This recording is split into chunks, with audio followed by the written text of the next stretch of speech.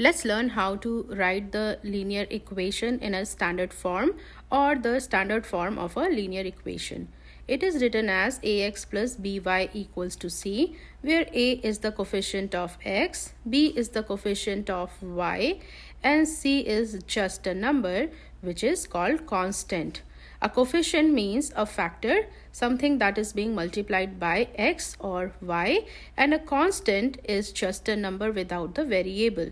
So coefficient is a factor. Let's take an example. 2x plus 3y equals to 5. The coefficient of x and the coefficient of y are 2 and 3, and 5 is the constant. Another example, but in this case, your coefficient is not 2. Remember, it is a factor.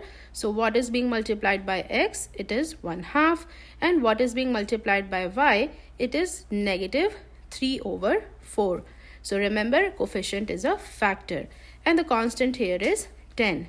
I hope this was helpful, and this is how you write linear equation in a standard form. Our next video would be on writing the linear equation in slope-intercept form. Don't forget to like and subscribe Math Easy and follow us for more math related videos. Bye for now.